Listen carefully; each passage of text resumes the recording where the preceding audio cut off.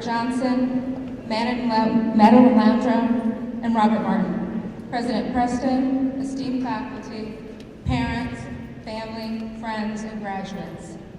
Welcome to the Graduate Commencement Exercises at Westfield State University. I'm Shelley Tinkham, Dean of the Division of Graduate and Continuing Education. Please join me in thanking our interpreter, Tony McGrath, who will be signing tonight's ceremony.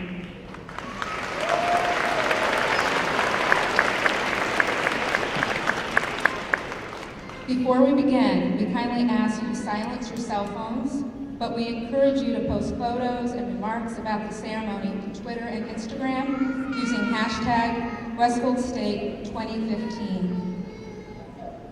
Please stand for a national anthem sung by Alexa Callagher, class of 2016.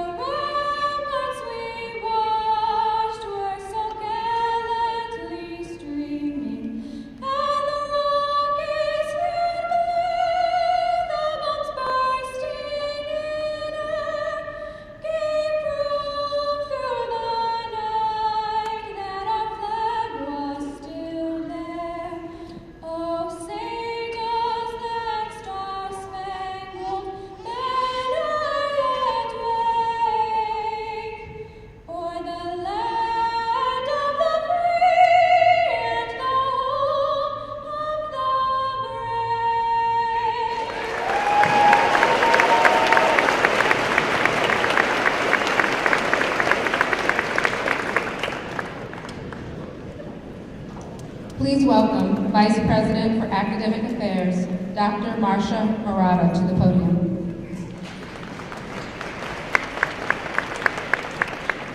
Good evening. I'm delighted to add my congratulations to our 125 candidates for master's degrees for the achievements that brought you to this evening.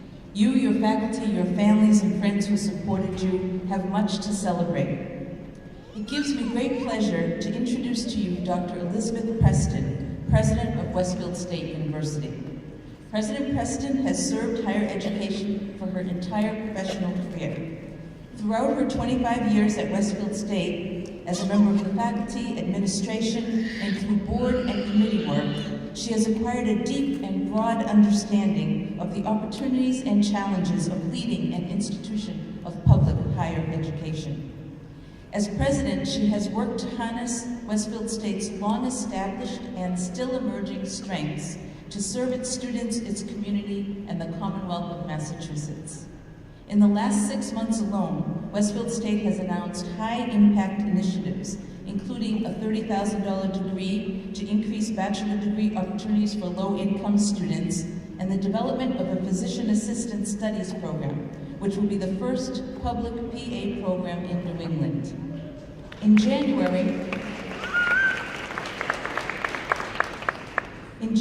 we launched the Westfield Engages initiative to strengthen our service, community commitment, and civic responsibility to Western Massachusetts. And we have secured private funding to allow the university to explore ways to implement sustainable initiatives that support the local economy. Westfield State's trend of excellence has continued under President Preston. Our commitment to undergraduate teaching, a vibrant residential community, and global experiential learning opportunities have led to a demonstrated record of exceptional graduation rates. In fact, our 6-year graduation rate has jumped to 62.6%, which is a 4.1% increase over the previous year. This keeps Westfield State among the highest in the state university system. Under her leadership, the university has seen a significant increase in fundraising and attracted a growing number of philanthropic and community partners. This year, during a time when our students and their families need it most, we are pleased to report that the Westfield State Foundation is providing an all-time high in scholarship aid and in paid internships for students. President Preston is passionate about the possibilities before us and excited about our future. On behalf of the campus and the Westfield community, let me say how fortunate we are to have her at the helm of Westfield State University. Ladies and gentlemen, the President of Westfield State University, Dr. Elizabeth Preston.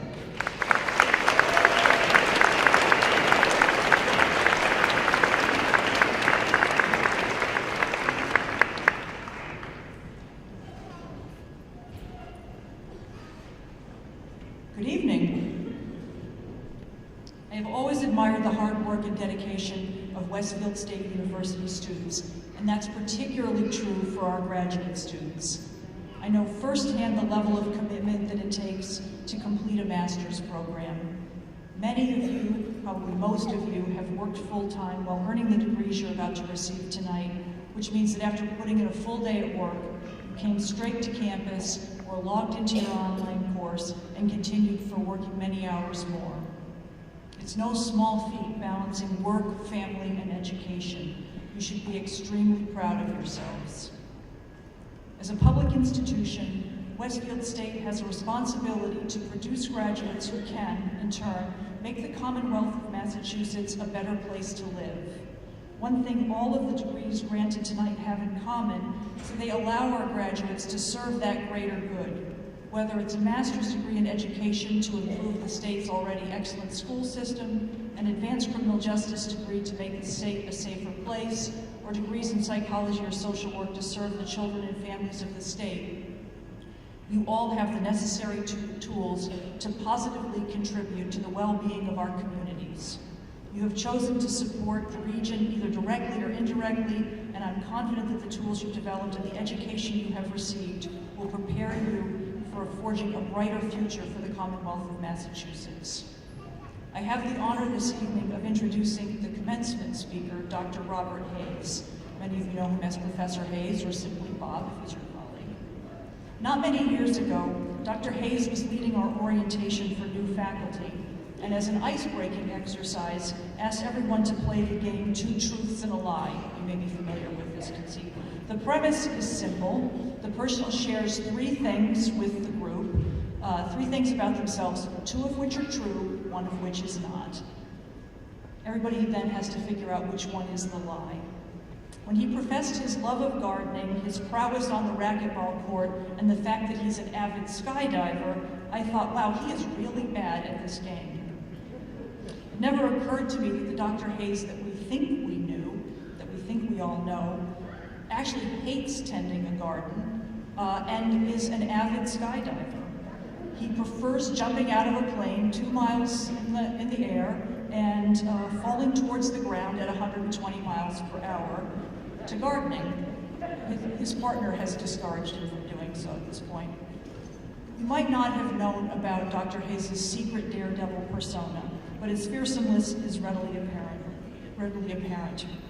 For more than 18 years, he's been a psychology professor at both the graduate and undergraduate levels. He's the former dean of the Division of Graduate and Continuing Education, and he served as vice president for academic affairs. As vice president, he had many accomplishments. Among them, he was able to reestablish Spanish as a major and establish the Department of Ethnic and Gender Studies and the Department of Nursing. As chair of the Graduate Psychology Committee, he has worked tirelessly to develop the program and is currently working to create a school adjustment counseling program within its curriculum. He's well respected and much loved by students and faculty alike, and last year earned the prized John F. Nevins Outstanding Educator Award. As a faculty member and as an administrator, Dr. Hayes has fearlessly championed the highest quality academic standards for our university. Ladies and gentlemen, please welcome Dr. Robert Hayes.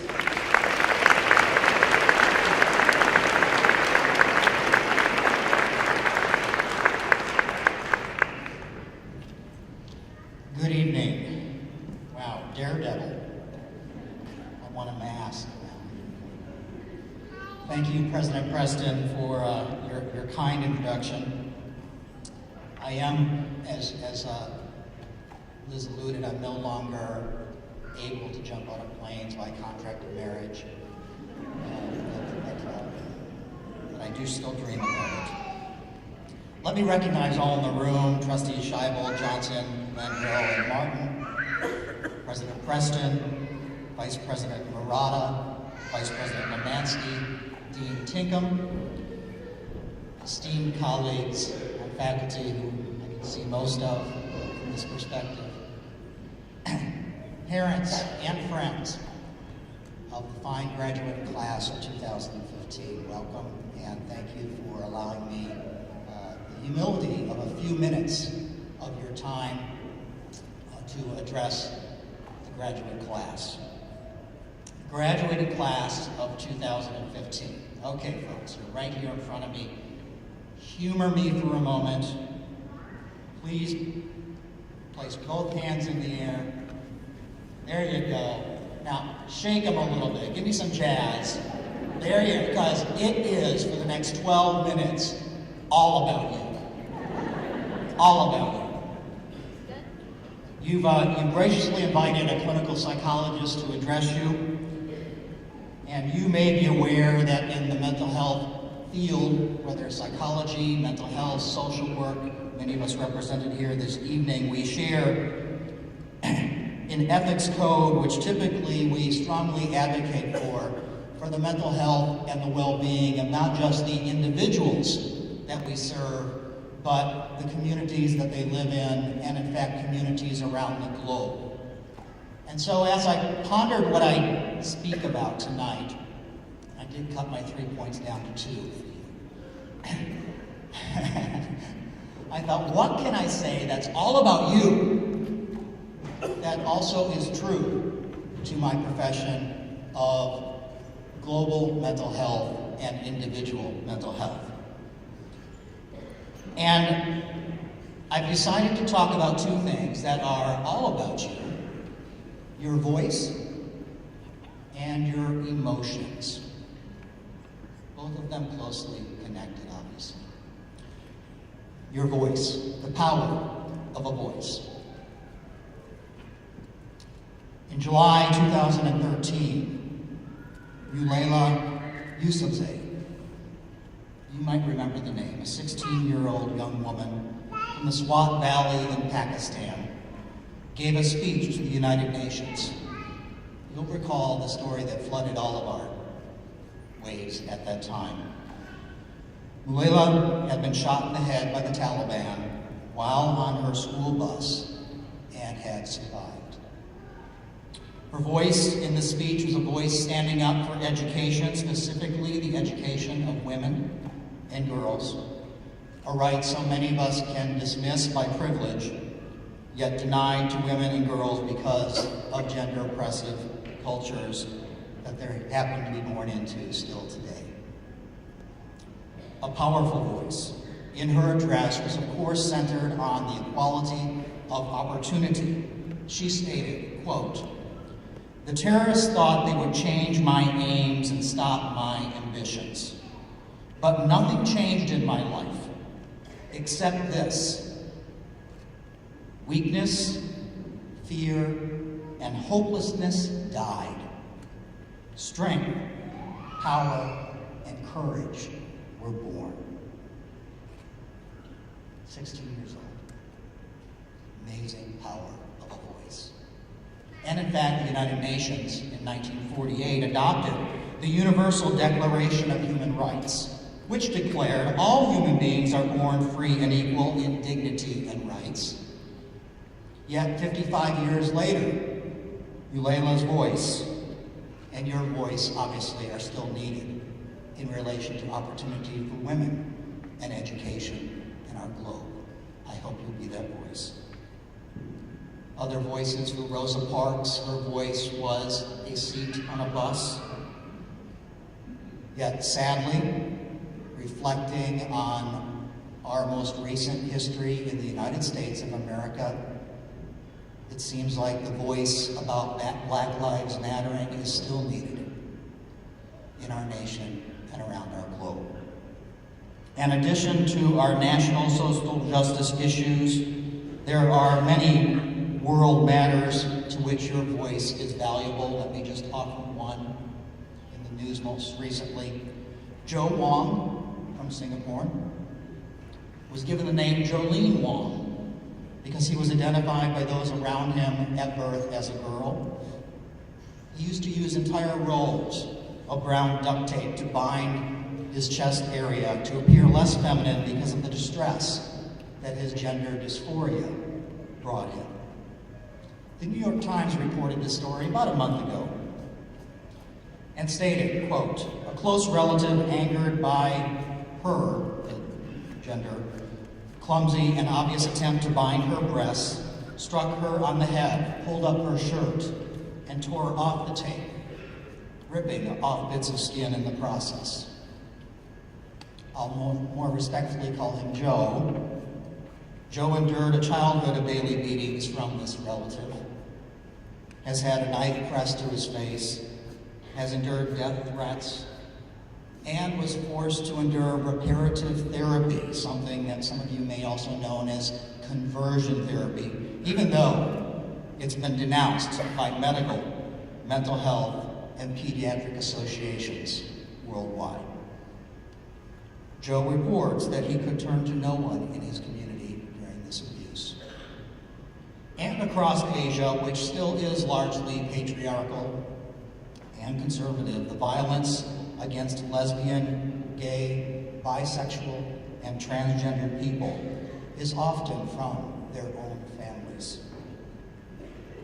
Now, Joe Wong has since received reassignment surgery, and now a 31-year-old transgendered man works in Bangkok with the Asia Pacific Transgender Network Rights Group. Still, to hold a portion of your identity, just a portion of your identity, as LGB or as a transgendered man or woman is criminalized in 78 countries around the world. Punishable by imprisonment, hard labor, possibly death, depending on the country.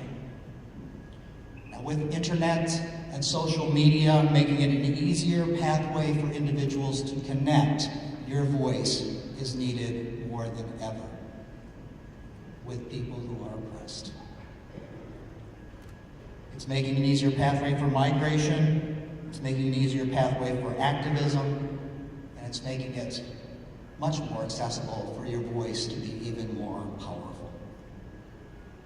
So I hope that these stories, while somewhat distressing, have evoked some emotions in you, and they only are a sample of some of the stories to where your voice in our world today as a graduate of Westfield State University can be combined with others in solidarity and in social activism. And if you've had an emotional reaction to some of these stories, and I do hope that maybe that's been the case, those emotions are truly yours. So let me turn a little bit in message here to the second point, your emotions. Your emotions. Just that. Meaning, nobody else can claim to have created the emotions you experience. Nobody, apart from you, because it's all about you, has the agency to change the way that you feel. Your emotions are uniquely a product, here's the psychologist in me, of your central nervous system. Yes, an outproduct of chemicals and electrical connections that interacts with your internal, intrapersonal interpretation of events. What you feel is all about you. Now, I'm not suggesting that your emotions are completely independent to the circumstances of your life and or the people around you, many of them sitting here in this audience. It's understandable if one were to receive health news of an unexpected downturn in health, that they may feel panicked, numb, afraid, even progress through a range of emotions commonly experienced by individuals who receive news that is then interpreted as life-challenging and or negative. It's understandable if you witness a loved one being abused or, in fact, harshly treated in any way, that your emotional experience might be one of anger and infuriation. However, no one made you feel that way. Rather, it's an automatic emotional response, albeit common, that follows your cognitive interpretation of the circumstances. Therefore, while you have the right to feel anything you want, and you have the freedom to experience the range of emotions that are, in my opinion, central to the meaning of being alive, those emotions are all you're doing. It's all about you. And therefore are your responsibility. Once again, reiterate quickly, I'm not saying that things that happen around us don't contribute to emotional expressions. Just that emotional expressions are our responsibility. So, create a scenario. You are living in a two-parent or two-adult family. You have a long working day. You call home about 1 o'clock. You say, I think I'm going to be a little late. I should be home by 6:30, 6:45 at the latest. And your loving spouse says, I got you. Don't worry, I'll do dinner. Maybe some of you see what's coming. 6:30 comes, 6:45 comes, and rolls by, and now it's 7:30, it's 8:30, it's 8:52. Why? Because that spouse was watching the clock. As you walk through the door, having not made the phone call or sent a text message, and the dinner, some of it now in the sink, purposely so for your visible eye, some of it decaying on the stove or the table, is sitting there. Are you responsible for the emotional reaction that occurs? Psychologically, or from a psychological perspective, no. Is it associated with your actions? Absolutely. By the way, take it from a point of experience. Do not walk through that door 2 hours late on the cell phone laughing with someone else. Do not walk through that door in your gym clothes.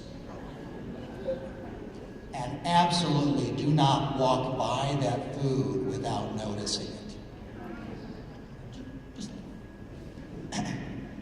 But the emotional reaction, while expected, is in fact the person who feels offended, it's their emotional reaction. It's their responsibility. Now, adolescents, if you're in the room, you may want to be very careful employing what I'm about to say before you leave home. Children under 10, your parents probably want me just to have you cover your ears at this moment. Don't worry, I will not be vulgar. Then again, there are parents in the room who have children who are now adults who are graduating. Parents, maybe they are children who are now adults who sometimes become children again. Graduates who are adults who have parents who once were children who are now parents, have always been your parents, but sometimes are children again. Interpersonal interactions. Here's the point. If no one can make you feel anything, and in fact your emotions are the product of your own interpretation and belief set, then something like, oh, say, guilt, may be something you don't have to experience.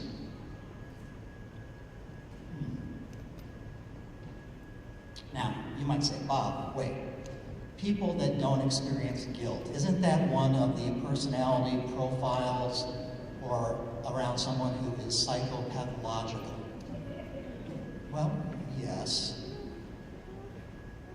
but it's not the same thing. The difference between someone's inability to experience guilt or their diselection to feel remorse when intentionally harming another individual, yes, psychopathological. Different from the person who refuses to accept responsibility for the emotional reactions in someone else when in fact they do not need to be responsible for those emotional reactions. Now you want to wrap your head around this and you want to be careful employing it. Yes, I am saying the guilt trip may be a misnomer, that in fact no one can make you feel anything, nor are you responsible for the emotions of the people around you. We're responsible for our own. So, if you're starting to wrap your head around this, think about the potential liberation. There's a freedom. How does this look in interpersonal exchanges? Oh, you come through the door and a loved one says to you, "You make me so mad." Now, again, possible your behavior, your language, some violation of an interpersonal contract that's expected between you and your loved one, you did violate, and therefore that is associated with that emotional reaction that that person has a right to own, yes. And then again, it's also possible that someone might say, "You make me so mad." And the appropriate response, if you don't agree with that, might just be, okay.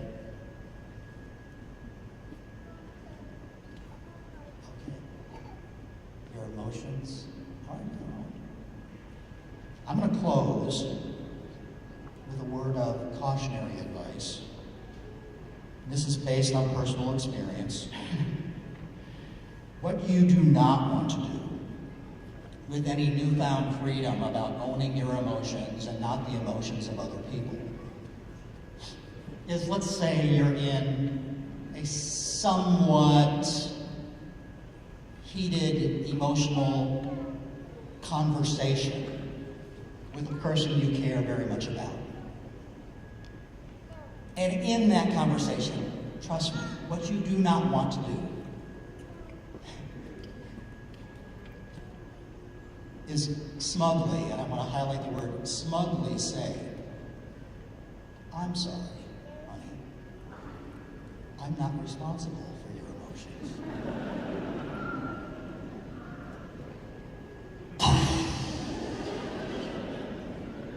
Big.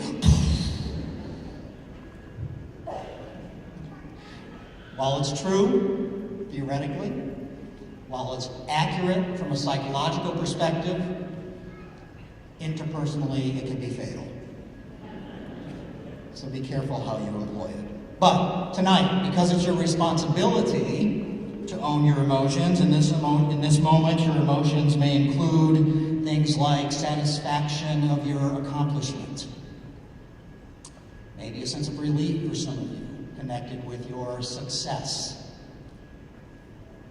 an immense gratification of what you've done to bring yourself to this platform. What I am saying with this second point is these feelings, own them. It's all about you. Those are yours. They're all about you. Congratulations, class of 2015.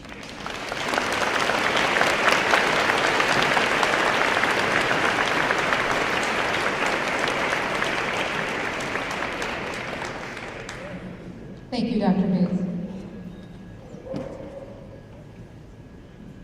Each spring, a committee comprised of students, faculty, and administrators at Westfield State University review nominations for the John F. Nevins Outstanding Educator Award, named after one of Westfield State University's consummate educators.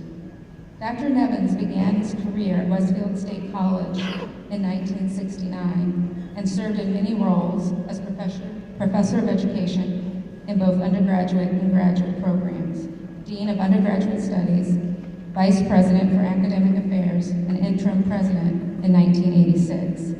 Dr. Nevins was a recipient of the Division of Graduate and Continuing Education's Outstanding Educators Award in 1993, later named in his memory after his death. It is an impressive and celebrated honor to receive this prestigious award. Nominees are to be commended for their place in a pool of candidates being considered for their teaching excellence. This year, we have 17 nominees. I ask that each nominee stand and remain standing. Gabe Aquino. Laura Baker. Olga Escalera. Rachel Gibson. Terry Haven.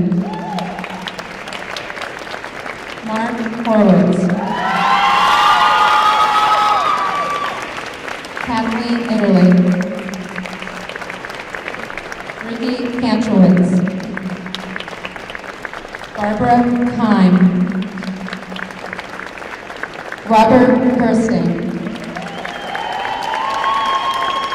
Christopher Massey. Aaron Orr. Alice Perry. Robert Roush. Sophia Sarajanetis. David Smales. And Jamie Wainwright. Congratulations to all of the nominees. Now I would ask that all nominees be seated with the exception of Professor Italy. Would you stand? From the Department of Education, the recipient of this year's Nevins Award. Professor Italy, please come to the stage.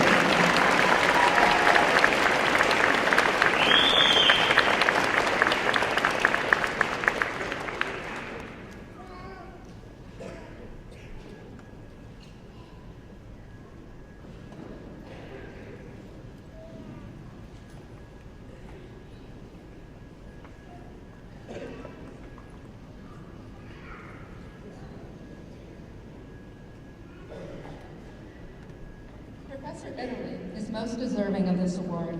She exemplifies the qualities of leadership and commitment to students Dr. Nevins valued. The student who nominated Professor Italy states, Professor Italy is an unsung hero dedicated to helping others and making a difference. She cares about her students and their learning, understands developmentally appropriate education, and is the definition of a true lifelong learner.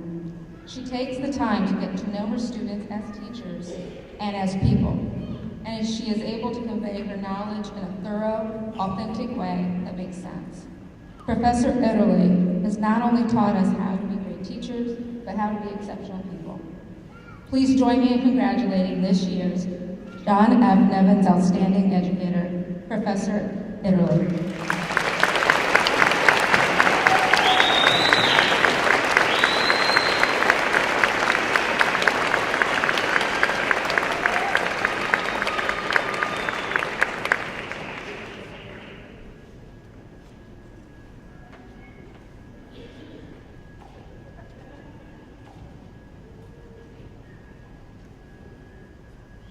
Thank you so much. I am both humbled and honored to receive this award.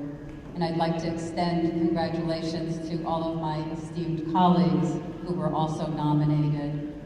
But mostly I want to say to our Westfield State University students, you are the biggest reward for all of us because you make our lives and our careers such a joy as we walk with you on your path for those slight moments. And it means so much to us when you recognize that your journey has been just enriched for your experiences with us all. So thank you very much.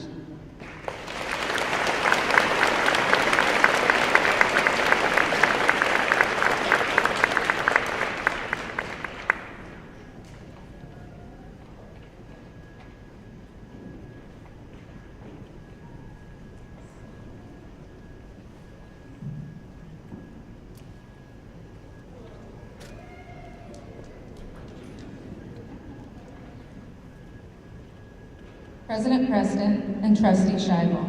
I now have the honor of presenting to you the candidates for graduate degrees.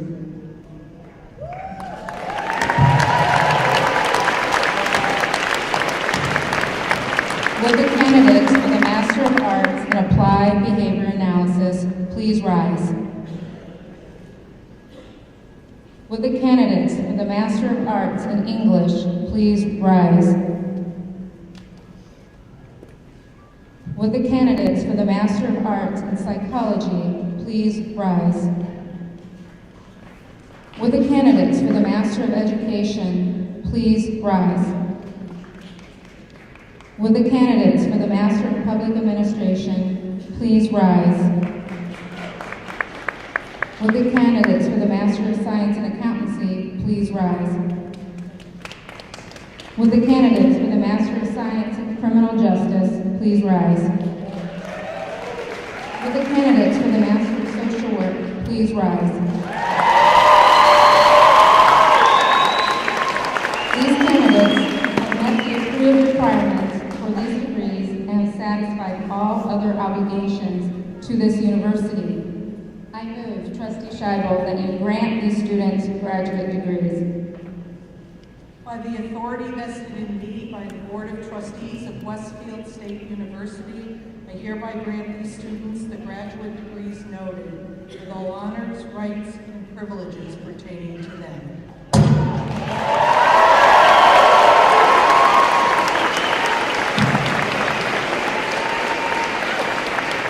Please be seated.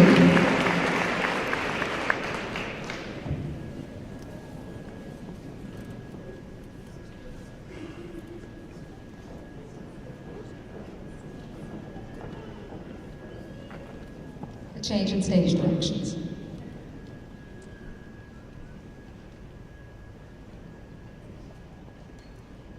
Each of today's graduates will receive an academic hood from a faculty mentor.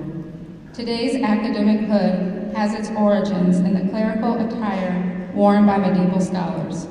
It continues to signify achievement, success in your academic program, a milestone in your life, and a place among the educated.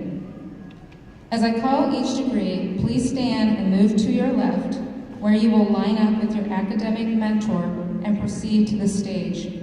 You will come to the center of the stage to receive your hood. Express your thanks if you so choose, and then receive your degree. In the interest of time, we ask that you keep your remarks to 15 seconds. After you have received your degree, we ask that you return to your seat. Please hold your applause until all candidates have been announced.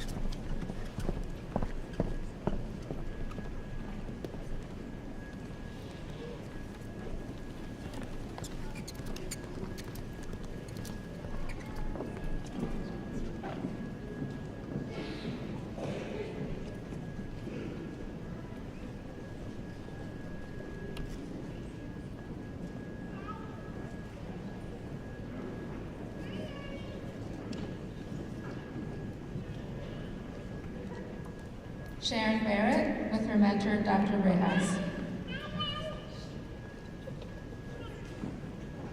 And I should add, this is the Master of Arts in Applied Behavior Analysis.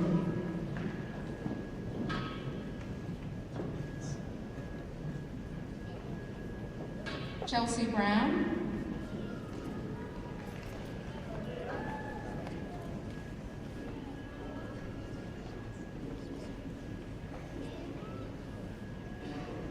Raul Dixon.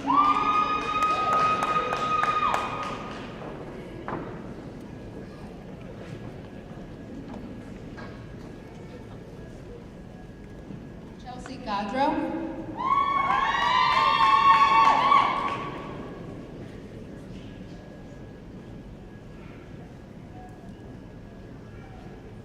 Heather Kamal.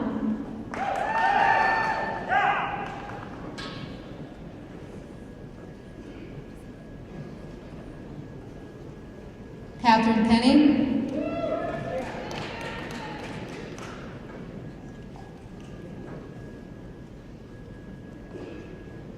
Catherine Law.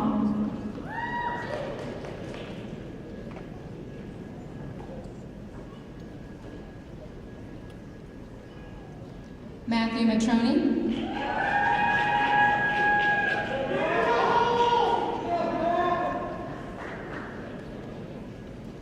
James O'Neill.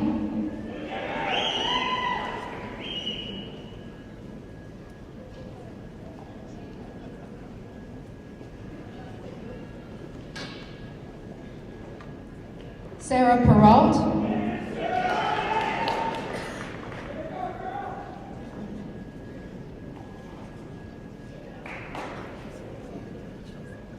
Elizabeth Sheff.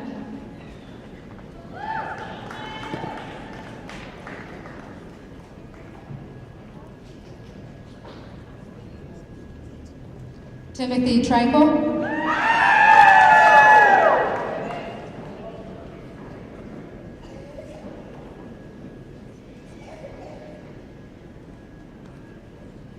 Kelly Zworblia.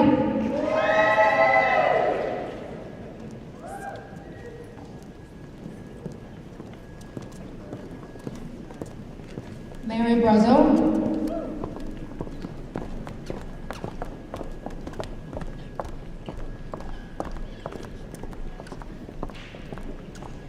And her mentor is Dr. Todd. Megan Crowley with Dr. Sandage.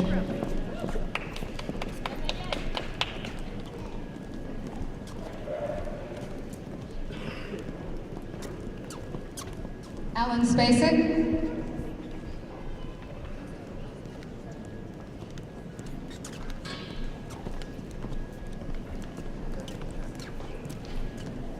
Kevin McKenna.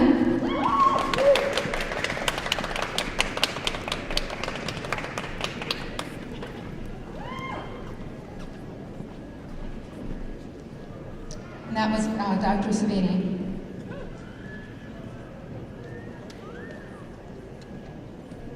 Julie Acker with Dr. Barbo.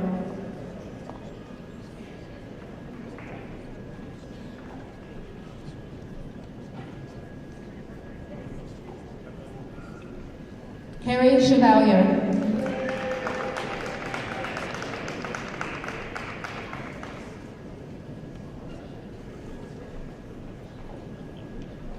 Norman Janess with Dr. Camilleri.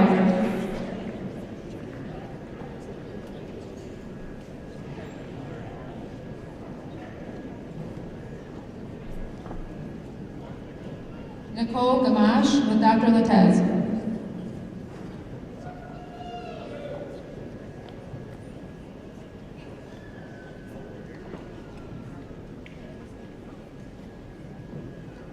Elizabeth Young.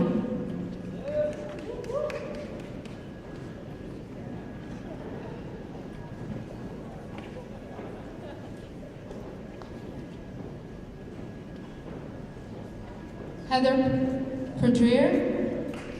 Her mentor is Dr. Sands.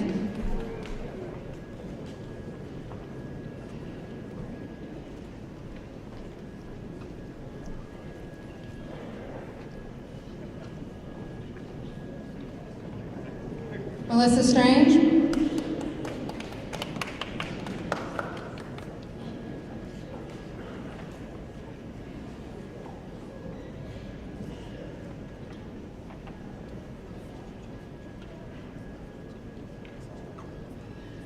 Kimberly Koenig with Dr. Tobin.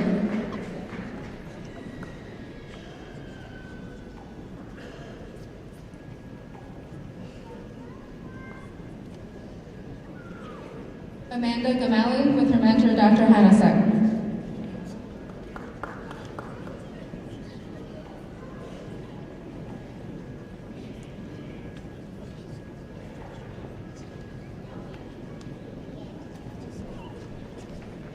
Edward Luttrell with his mentor, Dr. Vingrove.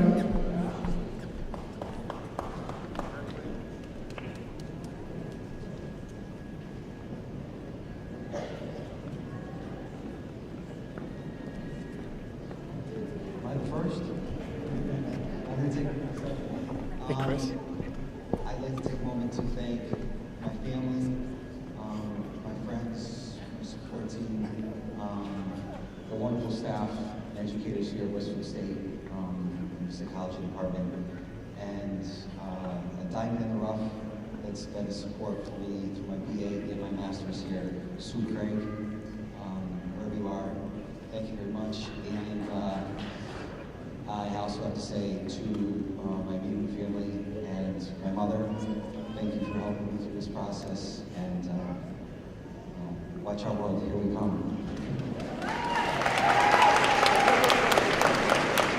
Mustafa Thompson with his mentor, Dr. Hayes.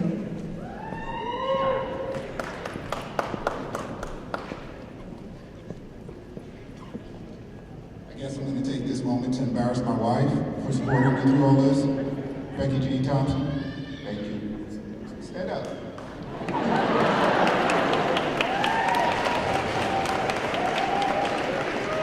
James Jelinek with his mentor, Dr. Burwell.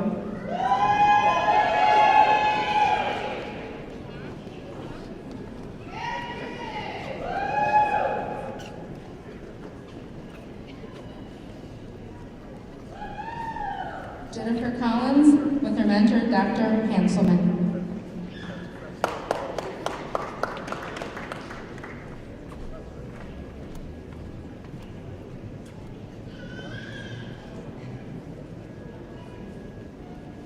Karen Detloff with Dr. Hanselman.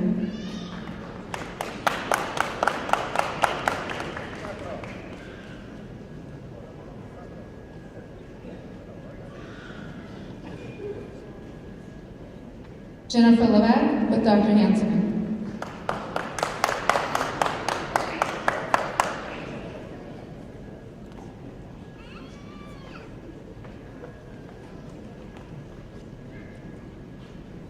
Nicole Walschlager with Dr. Reyes.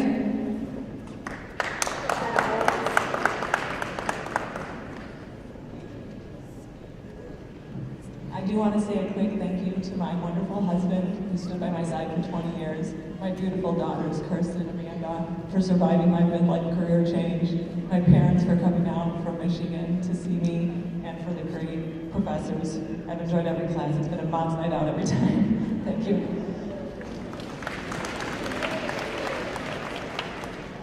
Allison Boulanger and her mentor, Mary Currow, Master of Education, Early Childhood.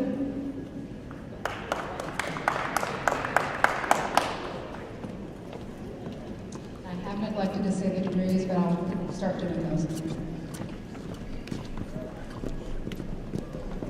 Renee Boylan, Mary Currow, Master of Education, Early Childhood.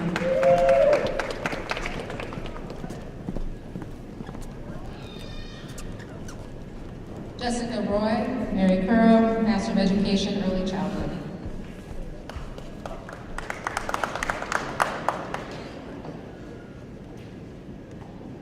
Megan Sanderson, Master of Education, Early Childhood, Mary Currow. Mom, Dad, thank you for everything in the whole entire world and everything you're going to keep doing for me. And I have to thank Westfield State because, Professor Nowicki, I don't know if you're here or not. I don't know if you know this. 3 years ago, on my very first day of my very first grad class, I met that guy right there. And in 36 days, I get to call him my husband. And that's pretty awesome.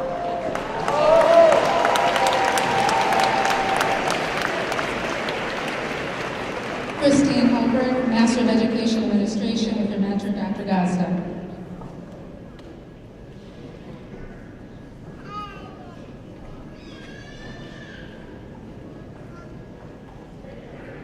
Laura Smith, Master of Education Elementary, Dr. Giuliano.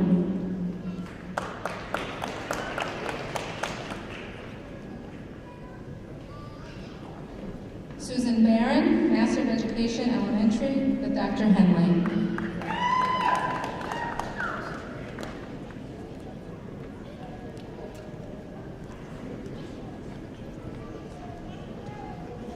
Sarah Wagowski, Master of Education Elementary.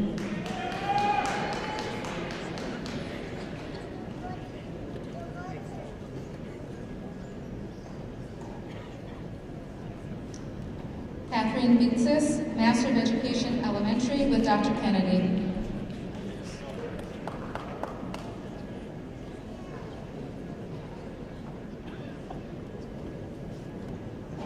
Jason Alves, Master of Education History, with Dr. Abate.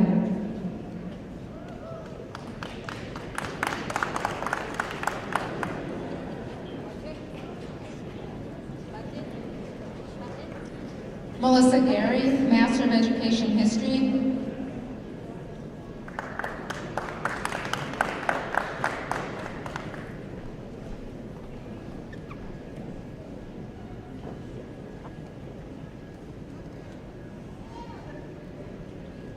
Maria Hughes, Master of Education, Movement Science, with Dr. Rausch.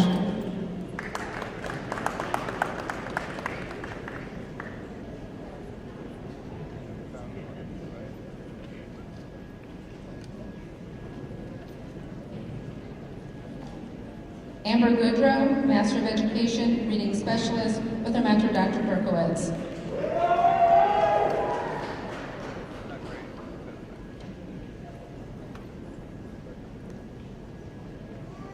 Tiara Getty, Master of Education, Reading Specialist, with her mentor, Dr. Italy.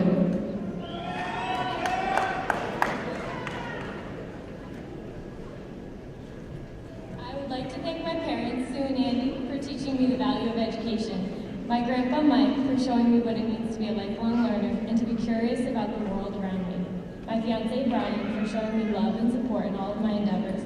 And my siblings, family, friends, and colleagues who have been there for me throughout my college career. With great appreciation, I would also like to thank all the exceptional education professors at Westfield State, including Sandy Berkowitz, Carol Smith, and Kathy Italy. You all have shaped me into the teacher and person I am today.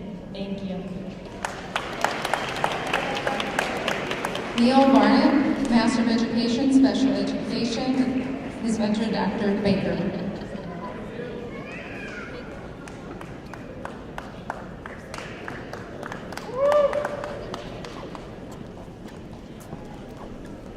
Lauren Longy, Master of Education, Special Education.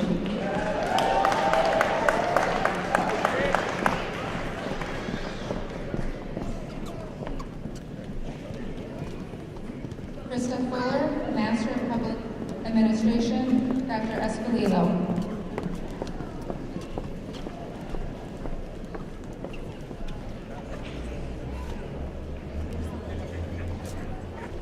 Ryan Dolan, Master of Public Administration, with his mentor, Dr. Michael.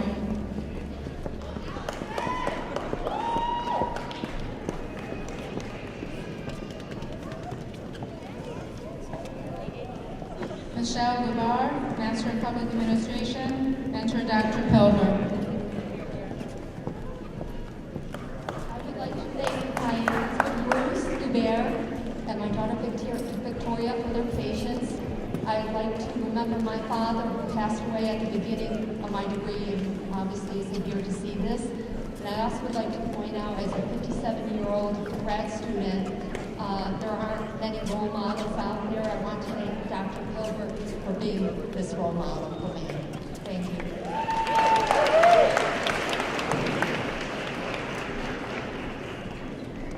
Donna Gregory, Master of Public Administration.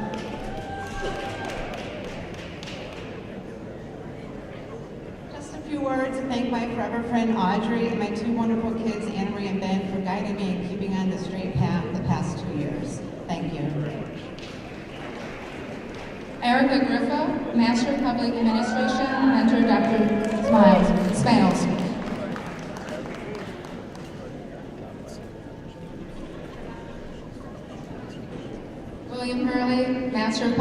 Administration.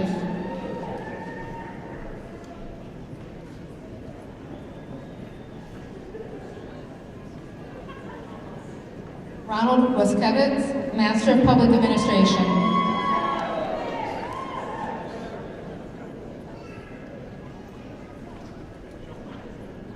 Daniel Saya.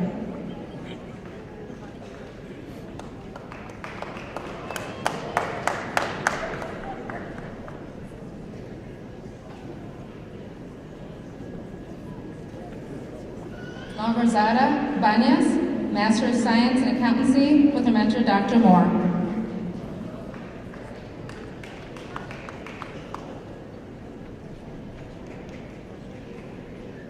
Joseph LeMay.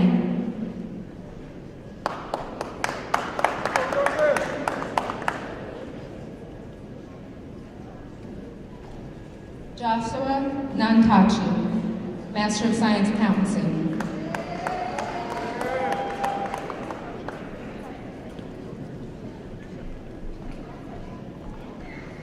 Alexandru Sava, Master of Science Accountancy.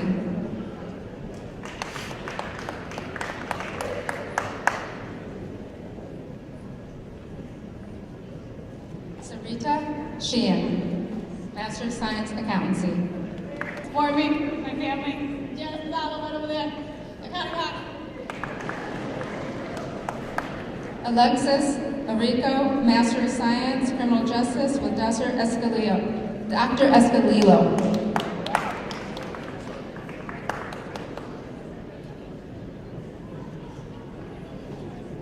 Jamie Bruno, Master of Science, Criminal Justice, Dr. Quilla.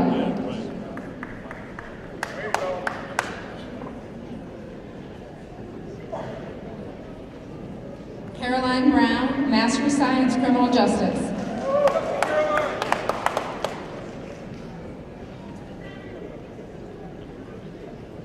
Karen Nicholas, Master of Science, Criminal Justice.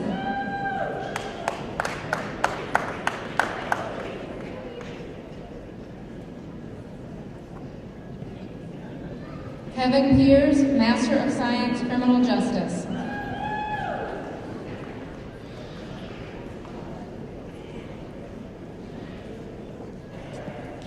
Jonathan Torres, Master of Science, Criminal Justice.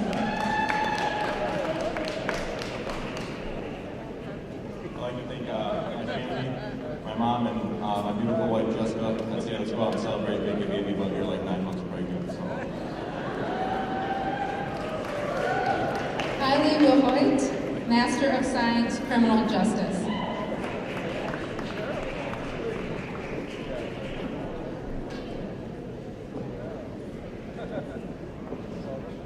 Stephen Kozlowskis, Master of Science, Criminal Justice, mentor Dr. Roscoe.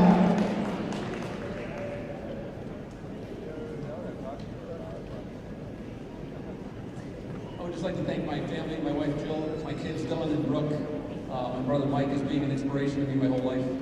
We did it together. We arrived at the finish line. Love you.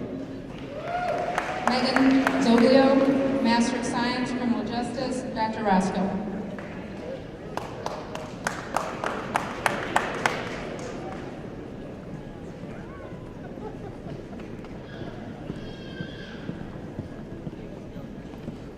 Victoria Aina, Master of Social Work, Dr. Abukari.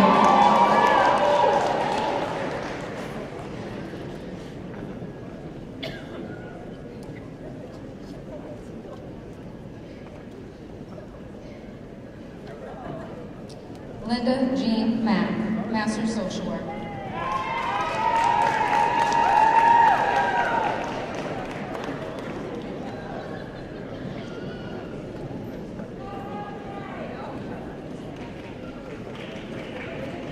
Ronald Williams.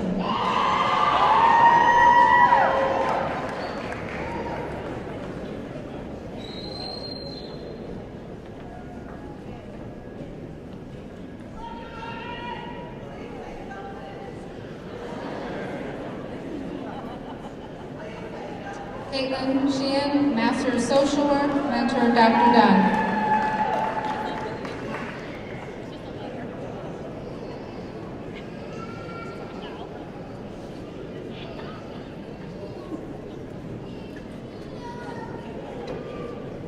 Rebecca Cook, Master of Social Work, Dr. Haven.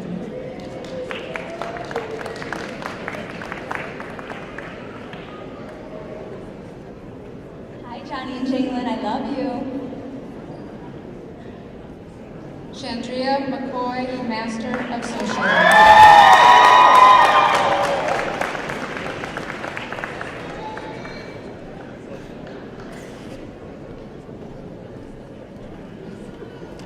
Amy Weisswasser, Master of Social Work.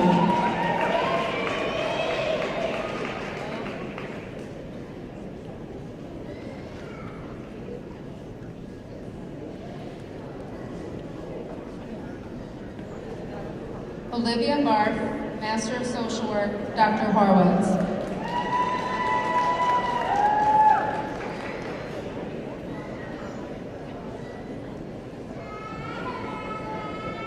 Candace Boyd.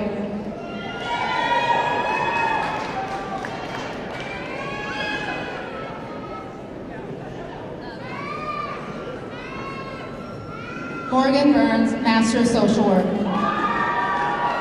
I would like to thank my family, my friends, my classmates in the MSW program, and the faculty of the MSW program. You are wonderful. Thank you. And again, Morgan Burns, Master of Social Work.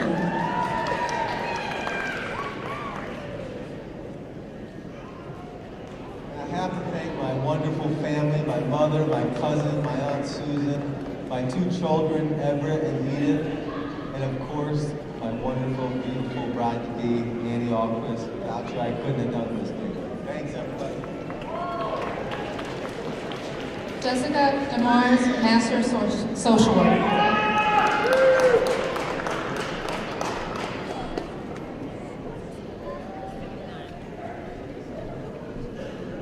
Frankie and Lady, thank you. Without your support and love, I could not have done this. You're the best kids in the world. I do want to thank God for giving you to me. Mom, Master Mateo, thank you for all your help dealing with this hectic schedule. And Miguel Gonzalez, you're the most amazing man in the world, the love of my life, and thank you for all the support. Andrea Gagnon, Master of Social Work.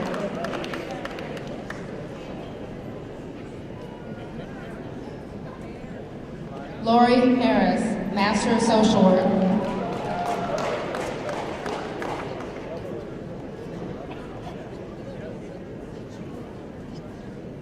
Kristen Hodges, Master of Social Work.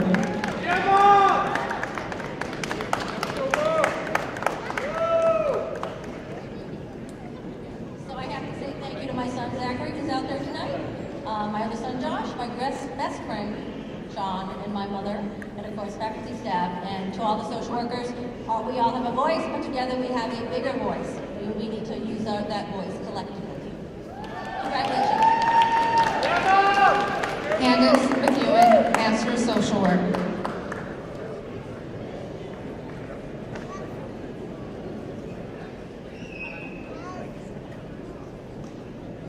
Aside from my classmates and colleagues, I'd like to thank a few amazing professors, Mark, Kathy, Sunday, Jen, and also my fiance, Jason, and son, Dylan, and daughter, Anna, because without you, I couldn't make this journey.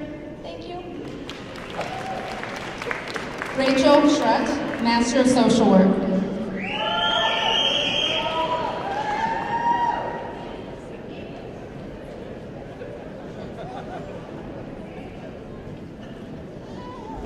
Deshauna Porter, Master of Social Work.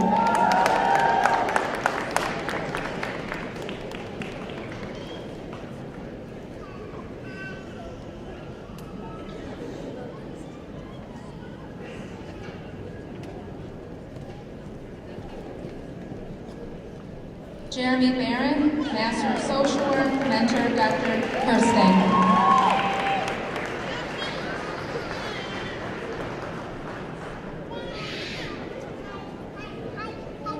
Thank you to Dr. Kirsten for starting up this program 5 years ago, assembling an amazing staff. Thank you to my amazing friends and family, my very resilient and strong sister, my ultra-supportive mom, And Dad, you are loved and missed each and every day in each and every way. This one's for you. And all my graduates, we are finally done here. Oh, yeah!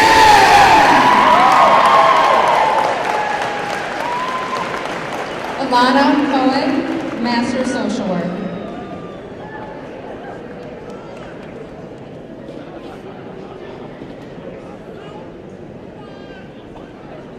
Lunch lady and classmate for helping me define my purpose.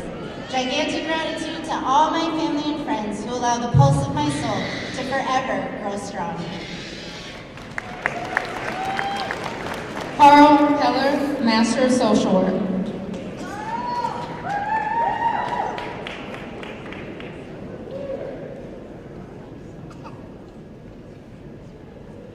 Leah McGinnis, Master of Social Work.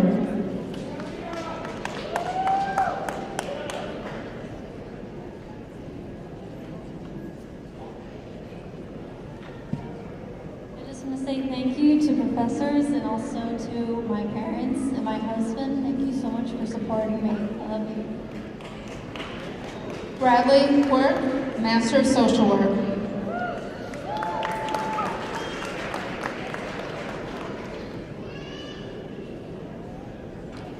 Jessica Stacy, Russell. I love you. Love you, Stacy. Thank you. I need to look up. Jessica Russell, Master of Social Work.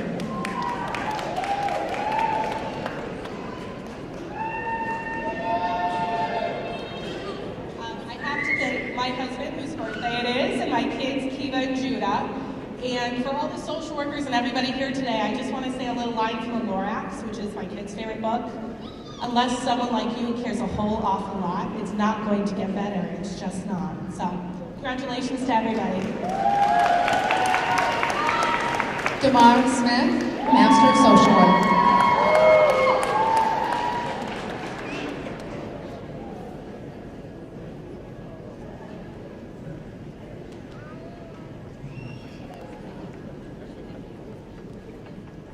Jacqueline Bettinelli, Master of Social Work, with her mentor, Dr. Maria Del Mar Farina de Parada.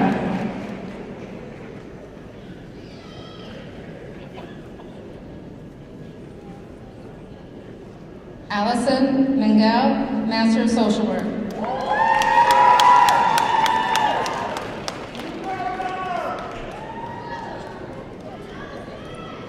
Lisa Wall, Master of Social Work. I'm going to thank my partner, who I lovingly call my man lady. A shout out to gender queer identities. And I didn't get here alone. It's all the peers, the accessibility to the professors. If you're thinking about getting a degree, it is accessible. Please come on. Thank you. Love you, my friends. Molly Clinton, Master of Social Work, Dr. Mildred.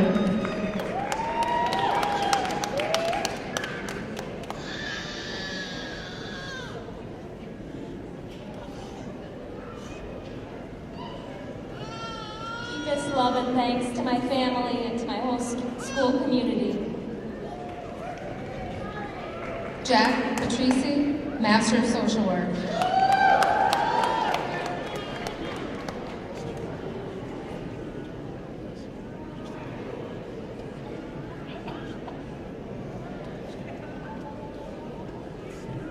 Jason Patrici, Elle Patrici, Aiden Patrici, you are my favorite people, and anytime I spent away from you, you inspired me to make it worth it.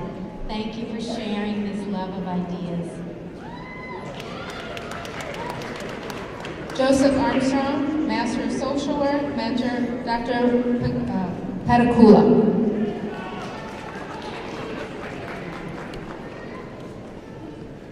I just want to thank all my professors, my friends, my family, my mom and dad. Thank you so much. Jordan Brown, Master of Social Work, Dr. Prop.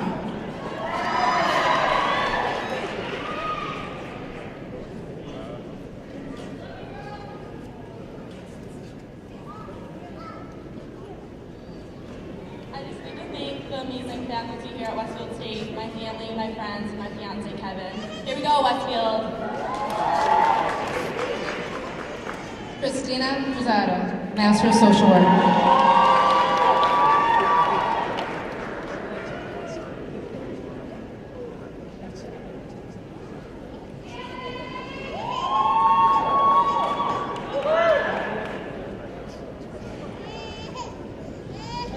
Abigail Massey, Master of Social Work.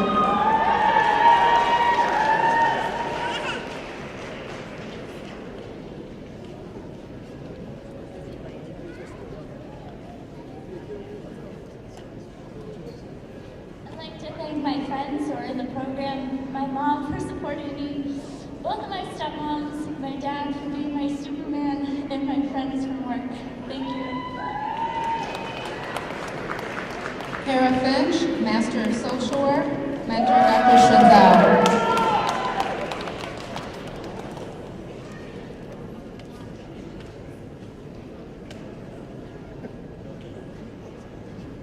I'd like to thank my kids for being patient through all this, and of course my friends for helping me get through this whole program, and definitely my boyfriend Andre, my mom, above all else, and Ab too. Thanks. Patrick Donahue, Master of Social Work, Mentor Dr. Sunday.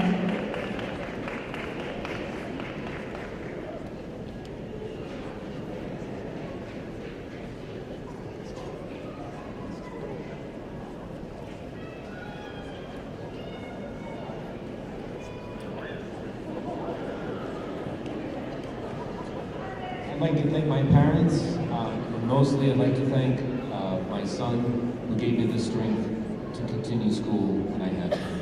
Thank you all. Danielle Marble, Master of Social Work, Mentor Dr. Smith.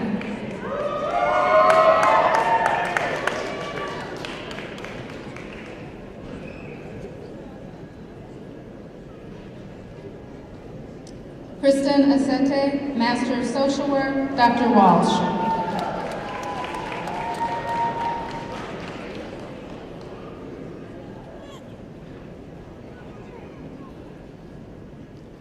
Shelby Champagne, Master of Social Work.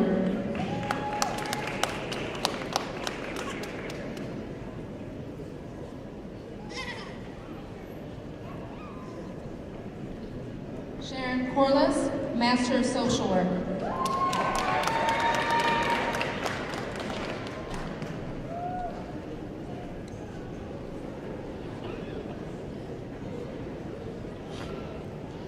Hi everybody, I want to thank my wonderful husband, my two boys. I'm sure they're happy I have no more papers.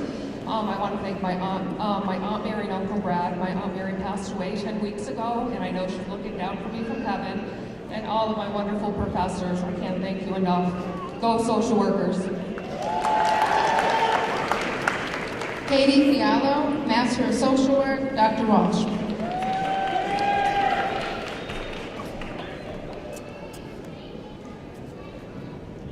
My son wanted me to talk, so love you, Dick. Rachel Gillette, Master of Social Work.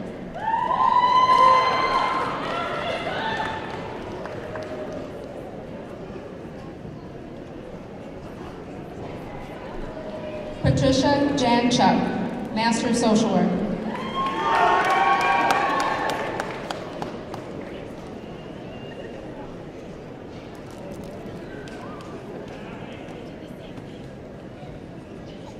It wouldn't be me if I didn't say a couple of words. So first off, to all of the marvelous professors and all of my peers in the social work department, thank you for sharing your knowledge, your expertise, and helping me think out of the box. And to my family, to my husband, who despite his illness would not let me quit. Thank you, Mike. To my children, Caitlin and Michael, thank you for teaching me how to write in APA format, correcting my papers with the required red pen, teaching me how to log online and register, and most importantly, teaching me how to post in Play-Doh. And to my dad who every day teaches me what it means to be a role model, who's taught me that all you need in life is faith, family, and love.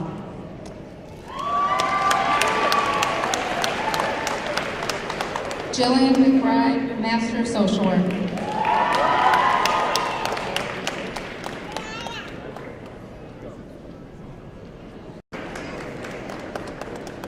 Carolyn Niemeyer, Master of Social Work.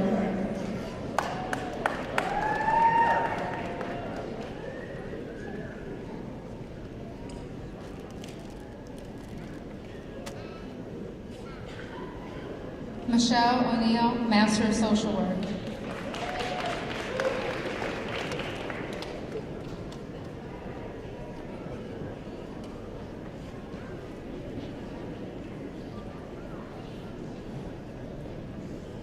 Melissa Strand, Master of Social Work.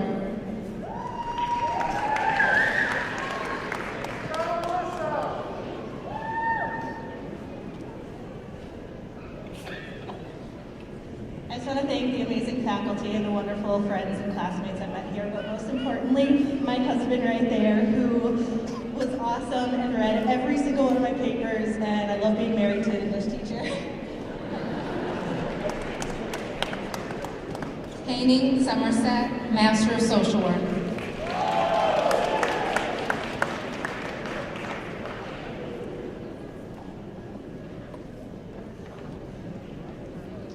Bethany Tabb, Master of Social Work.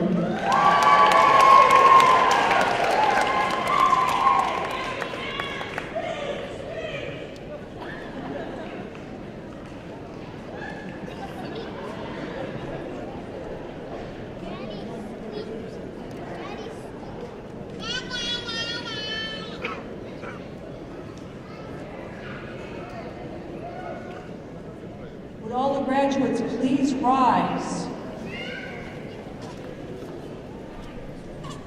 On behalf of our Board of Trustees, Dean Tingham, her colleagues, and our faculty, I present to you the graduate class of 2015.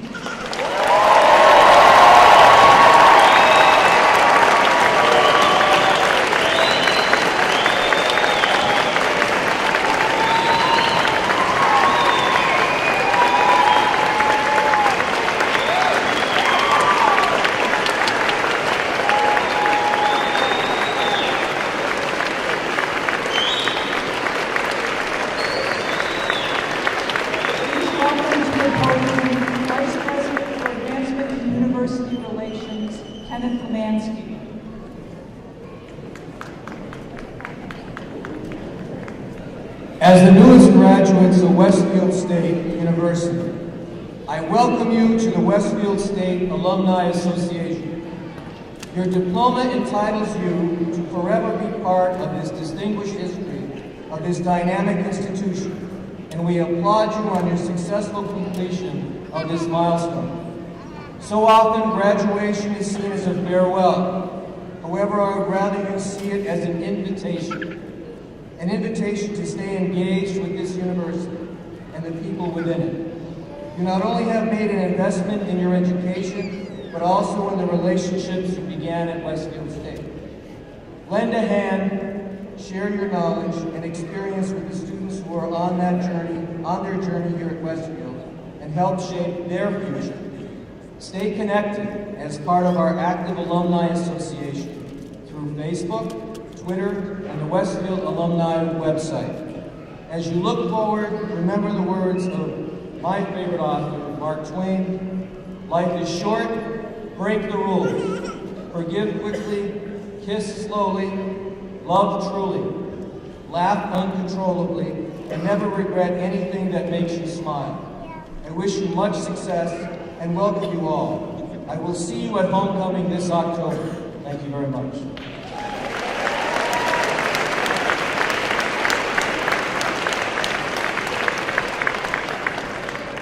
Thank you for all of you coming tonight. The graduate commencement of Westfield State University class of 2015 is now adjourned.